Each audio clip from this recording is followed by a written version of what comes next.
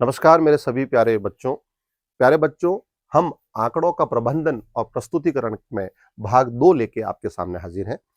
यहाँ पर इस वीडियो में आप विभिन्न प्रकार के आंकड़ों का दर्शाने के तरीके आप सीखेंगे, जिसमें आप चित्रालेख जो है वो आप इस वीडियो में सीखेंगे और भी तरीके हैं जो आप आने वाले वीडियो में सीखेंगे। तो यहाँ पर पहले बात करते हैं कि आंकड़ों का प्रबंधन यानी आंकड़ों को आप इकट्ठा करना, उनको एनालिसिस करना, विश्लेषण करना और उनकी अलग-अलग तरह से सूची बनाना, ताकि कोई पाठक उसको जब देखे तो उसके तुरंत समझ में आए। फिर अगला है प्रस्तुतिकरण, क्योंकि जब भी आंकड़े इकट्ठे हो जाते हैं तो उनको फिर प्रस्तुत करना पड़ता है हमें। तो आप जहां भी प्रस्तुत करें, अगर आपका प्रबंधन अच्छा होगा, आपने आंकड़ों को लिखा सिस्टमैटिक होगा, तो उनकी प्रस्तुतिकरण भी बहुत आसान होगी और सामने जो देखने वाले हैं उनको भी तुरंत ही समझ में आ जाएगा। तो यहां हम पहला तरीका जो इस वीडियो में सीख रहे हैं वो है चित्रालेख। आइए बात करते हैं चित्रालेख क्या है। चित्रालेख आंकड़ों को समझाने की एक ऐसी विधि है जिसमें हम चित्र, यानी जो आपको सामने चित्र दिख रहे हैं, देखिए बहुत सारी स्माइली दिख रही हैं, चित्र की सहायता से आंकड़ों को हम आंकिक मान के रूप में समझाया जाता है। यानी चित्र होगा और चित्र से ही आप आंकड़ों का आंकिक मान समझेंगे। सामने आपको एक सूची दे रखी है, उस सूची को देखिए आप। क्या है? पहला कॉलम यात्रा का साधन, उसके बाद में है विद्यार्थियों की संख्या, और विद्यार्थियों की संख्या देखिए यहां पर आपको कहीं पर भी कोई भी अंक लिखा हुआ नहीं दिख रहा है, 5, 7, 10 कुछ भी नहीं दिख रहा है। इसके अलावा आपको दिख रहा है, उनकी जगह दिख रहा है आपको ये स्माइली। जितने स्माइलियों की संख्या है वहीं से आप विद्यार्थियों की संख्या लेंगे। उसके लिए आपको पैमाना इस चित्रालेख में सबसे पहले लिखना पड़ता है। प्यारे बच्चों, यहां पर ये आपको पैमाना दे रखा है, एक स्माइली एक विद्यार्थी के बराबर है। जरूरी नहीं कि हमेशा एक स्माइली एक विद्यार्थी हो, आप चाहो तो इसको 10 विद्यार्थी, 15, 20 विद्यार्थी, जो डिपेंड करता है कि आपके पास विद्यार्थियों की संख्या कितनी है। तो यहां पर इस प्रश्न में हमने एक स्माइली एक विद्यार्थी के रूप में ली है। यहां ये सर्वे अलग अलग बच्चों पे किया गया कि वो किस साधन को प्रयोग करते हुए अपने विद्यालय पहुंचते हैं। तो पहला है निजी कार। प्यारे बच्चों, निजी कार से आने वाले विद्यार्थियों के लिए 4 स्माइली दिख रही है आपको, 1, 2, 3 और 4। इसका मतलब हम समझ सकते हैं कि कुल 4 विद्यार्थी निजी कार से विद्यालय पहुंचते हैं। दूसरा यात्रा का साधन है सार्वजनिक बस। सार्वजनिक बस के लिए कुल 5 स्माइली आपको दिख रही है, 1, 2, 3, 4 और ये 5। यानी कि कुल 5 विद्यार्थी सार्वजनिक बस के द्वारा अपने विद्यालय पहुंचते हैं। चित्रालेख का हमारा जो तीसरी पंक्ति है उसमें स्कूल बस, कई विद्यालय खुद बच्चों की सुविधा के लिए स्कूल लगाते हैं और उसके बदले में बच्चों को, अभिभावकों को कुछ पेमेंट देना पड़ता है। वो स्कूल बस की कैटेगरी में यहां पर बच्चे ज्यादा आ रहे हैं। देखते हैं कितने बच्चे आ रहे हैं, गिने हम, 1, 2, 3, 4, 5, 6, 7, 8, 9। यानी कि कुल 9 विद्यार्थी स्कूल बस की सेवा का लाभ ले रहे हैं। इसके बाद साइकिल, यानी कि बच्चे खुद अपनी निजी साइकिल से स्कूल पहुंचते हैं। उसके कुल कितने बच्चे हैं तो हम गिनती करें, 1, 2 और 3, तो कुल 3 स्माइली हैं, यानी कि कुल 3 विद्यार्थी खुद की साइकिल के द्वारा विद्यालय पहुंचते हैं। और ये बहुत अच्छा शारीरिक व्यायाम के लिए भी बढ़िया है। अंत में पैदल कुछ विद्यार्थी ऐसे होते हैं जो तो वो पैदल ही विद्यालय पहुंचते हैं। तो उनकी संख्या गिने हम, 1, 2, 3, 4, 5 और 6। तो 6 विद्यार्थी 6 स्माइली के कारण पैदल चलकर अपने विद्यालय तक पहुंचते हैं। तो ये प्यारे बच्चों आपने चित्रालेख देखा। तो चित्रालेख में आपने क्या क्या चीजें याद रखनी है? आपको ये याद रखना है कि यहां पर पहले पैमाना लिया जाता है। पैमाना में जो चित्र लिया जाता है वो चित्र इस प्रश्न के अनुसार हो। जैसे विद्यार्थी है तो विद्यार्थी के लिए आपको देखो स्माइली यानी एक चेहरा बनाया हुआ है। उस प्रश्न के हिसाब से पहले पैमाना तय किया जाता है। पैमाने के बाद में आप इस कॉलम में जो भी आप जिसके लिए भी आप कैटेगरी बना रहे हैं उनके संगत जितनी संख्या है उसके अनुरूप आप उनके चित्र यहां पर दर्शाएंगे। तो ये था प्यारे बच्चों आंकड़ों को समझाने की पहली विधि हमारी, जिसको हम कहते हैं चित्रालेख। अब प्यारे बच्चों, सामने एक प्रश्न आपके लिए है। हमें यह चित्रालेख खींचना जो है वो कैसे हुआ, कैसे ये संभव हुआ, उसे सीखना है कि चित्रालेख वस्तुतः खींचते कैसे हैं। उसके लिए एक प्रश्न हम लेते हैं कि एक दिन एक विद्यार्थी ने विद्यालय के सभी कक्षाओं में अनुपस्थित विद्यार्थियों का डाटा संग्रहित किया। बच्चा गया, सभी कक्षाओं में गया, जितने विद्यार्थी अनुपस्थित थे उसकी उसने एक लिस्ट बनाई। कक्षा 1 से लेके कक्षा 8 तक के बच्चों को उसने संख्या लिखी कि कितने विद्यार्थी अनुपस्थित थे। तो उसने पाया कि पहली कक्षा में कुल 3 विद्यार्थी अनुपस्थित थे, दूसरी में 5 विद्यार्थी अनुपस्थित थे, तीसरी में 4, इसी तरह से चौथी में 2, पांचवी कक्षा में एक भी विद्यार्थी अनुपस्थित नहीं था, इसलिए वहां पर 0 लिखा है। छठी क्लास में 1 बच्चा, 7वीं में 5 बच्चे और 8वीं में कुल 7 बच्चे अनुपस्थित थे। ये विद्यार्थी डेटा संग्रहित करके लाया।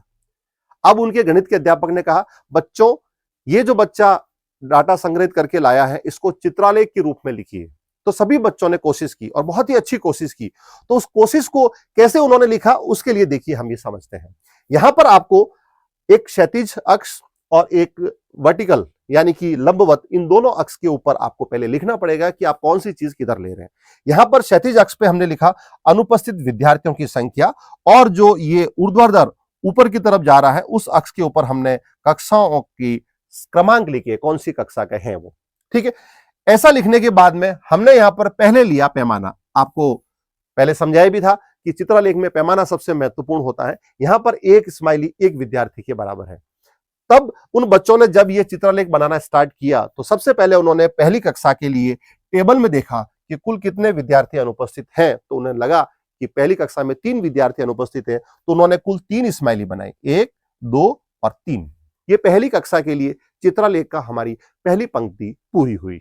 इसके बाद दूसरी कक्षा के विद्यार्थी कितने हैं? 5। तो उन्होंने कुल 5 स्माइली बनाई, 1, 2, 3, 4 और 5। ध्यान रहे सभी स्माइली एक ही साइज की होनी चाहिए, छोटा या बड़ा आप नहीं बनाएंगे, ताकि आपका चित्रलेख बहुत ही सुंदर और अच्छा बनेगा, जैसा कि यहां सामने बनाया गया। अब तीसरी कक्षा में कुल अनुपस्थित विद्यार्थी 4 हैं, तो तीसरी कक्षा के लिए आप देख सकते हैं 4 स्माइली, 1, 2, 3, 4। इसी प्रकार चौथी के लिए 2। पांचवी कक्षा में 0 है, तो प्यारे बच्चों वहां पर स्माइली आपको नहीं बनानी है, यानी वो जगह खाली रहेगी। तो ये देखिए पांचवी कक्षा के लिए जगह खाली, ये आप स्पेशली विशेष तौर पे अपने दिमाग में रखेंगे। फिर आगे चलते हैं छठी कक्षा के लिए। छठी कक्षा में एक ही विद्यार्थी अनुपस्थित था, तो वहां पर छठी कक्षा वाली पंक्ति में हमें एक ही स्माइली बनाई। इसी तरह से अगले 7वीं कक्षा में 5 विद्यार्थी अनुपस्थित थे, तो उनके लिए 5 स्माइली बनाई गई। और अंत में कक्षा 8 में कुल 7 विद्यार्थी अनुपस्थित थे, तो उनके लिए 7 स्माइली बनाई, 1, 2, 3, 4, 5, 6 और 7। ये उन सभी बच्चों ने चित्रलेख करके अपने गणित के विषयाध्यापक को दिखाया। गुरुजी बड़े खुश हुए कि हाँ, इन बच्चों ने कितना सुंदर बनाया। यानी चित्रलेख के द्वारा उन्होंने सीधा अंदाज लगा लिया, उन्होंने टेबल नहीं देखी और गुरुजी ने अंदाज लगा लिया, अरे भाई ये 5वीं कक्षा बहुत ही अच्छी है, सारे बच्चे उपस्थित हैं, एक भी अनुपस्थित नहीं है। और ये 8वीं कक्षा के बच्चे तो आज सबसे ज्यादा अनुपस्थित है। सबसे ज्यादा बच्चे जो अनुपस्थित है वो 8वीं में। 8वीं कक्षा को हमें अगले दिन बच्चों को देखना है और उन्हें कहना है कि विद्यालय रोज आया करें। तो ये था आंकड़ों को चित्रलेख के रूप में दिखाना। अब देखिए बच्चों, एक हम प्रश्न लेते हैं और हम खुद ही उसका चित्रलेख बनाते हैं। सामने एक टेबल बनी हुई है, उस टेबल में भारत के विभिन्न शहरों के नाम हैं और उनकी जनसंख्या आपको दे रखी है। तो आपको उनका चित्रलेख बनाना है। यहां पर चित्रलेख बनाने से पहले जनसंख्या के आंकड़े को अपन पढ़ लेते हैं कि दिल्ली की कुल जनसंख्या है 3.5 करोड़, मुंबई की कुल जनसंख्या लगभग 2.5 करोड़, ठीक उसी तरह से कलकत्ता की 2 करोड़, बेंगलुरु की 1.5 करोड़ और हैदराबाद की 1 करोड़ जनसंख्या है। अब जनसंख्या करोड़ों में है, तो आप आंकड़ा ऐसा लीजिए कि आपको चित्रलेख में ये चित्र जो है ये कम से कम या फिर सफिशिएंट संख्या में बनाने पड़े। तो हम ये मान के चलते हैं कि ये एक जो चित्र है वो 50 लाख की जनसंख्या को दर्शा रहा है। ठीक है, 50 लाख के लिए हमने एक बनाना है। तो अब हम सबसे पहले दिल्ली के लिए चित्रलेख बनाते हैं। दिल्ली में कुल कितने हैं? 3.5 करोड़। तो 3.5 करोड़ तो 50-50 लाख के टुकड़े कितने हो गए? तो आप कहेंगे कुल 7। तो ऐसे 7 चित्र हमें बनाने पड़ेंगे। ठीक है, बनाते हैं। ये 50 लाख हो गए। दूसरा चित्र बनाया आपने चित्रलेख में, ये 1 करोड़ हो गया। तीसरा चित्र बनाया, ये 1.5 करोड़ की जनसंख्या हो गई। आपने चौथा चित्र बनाया, बनाते ही ये 2 करोड़ की जनसंख्या हो गई। पांचवा चित्र बनाया, ये 2.5 करोड़ की जनसंख्या हो गई। ठीक उसी तरह से आपने अगला बनाया, ये 3 करोड़ की होगी जनसंख्या, और लास्ट वाला बनाया अंतिम, तो ये कुल 3.5 करोड़ की जनसंख्या दिल्ली की आपने चित्रलेख के द्वारा दर्शा दी। गिनती करिए, 1, 2, 3, 4, 5, 6 और 7। एक चित्र किसको बता रहा है? 50 लाख को, तो कुल 7 चित्रों ने किसको बता दिया? 3.5 करोड़ की जनसंख्या को। अब चलते हम और मुंबई के लिए चित्रालेख बनाते हैं। मुंबई में कुल जनसंख्या 2.5 करोड़ है। 2.5 करोड़ में प्यारे बच्चों पैमाना हम पहले ले चुके हैं कि एक चित्र 50 लाख को बताएगा। तो यहां पर हमें कुल कितने चित्र बनाने पड़ेंगे? 2.5 करोड़ को आप 50 लाख से भाग दीजिए, आपको मिलेंगे 5। यानी हम यहां पर कुल 5 चित्र बनाएंगे। ठीक है, बनाते हैं 5 चित्र। ये 50 लाख, ये 50 और 50 1 करोड़। तीसरा चित्र बनाते ही आपने मुंबई की 1.5 करोड़ जनसंख्या के चित्र बना लिए। इसके बाद आप चौथा चित्र बनाएंगे, ये मुंबई की 2 करोड़ जनसंख्या के चित्र बन गए। और ये 5वां चित्र बनाते ही मुंबई की कुल 2.5 करोड़ जनसंख्या को आपने चित्रालेख से दर्शा दिया। अगले शहर की तरफ चलते हैं, कोलकाता, पश्चिमी बंगाल की राजधानी। पश्चिम बंगाल की राजधानी कोलकाता की जनसंख्या है 2 करोड़। तो 2 करोड़ के लिए 50 लाख एक चित्र के हिसाब से हमें कुल 4 चित्र प्यारे बच्चों यहां बनाने पड़ेंगे। ये तीसरा और ये अंतिम चौथा। ये 4 चित्र, एक चित्र 50 लाख को दर्शा रहा है, तो कुल 4 चित्रों ने कोलकाता की 2 करोड़ जनसंख्या को यहां आपको चित्रालेख द्वारा प्रदर्शित कर दिया। अगला शहर है बेंगलुरु। बेंगलुरु कर्नाटक की राजधानी। यहां की कुल जनसंख्या 1.5 करोड़।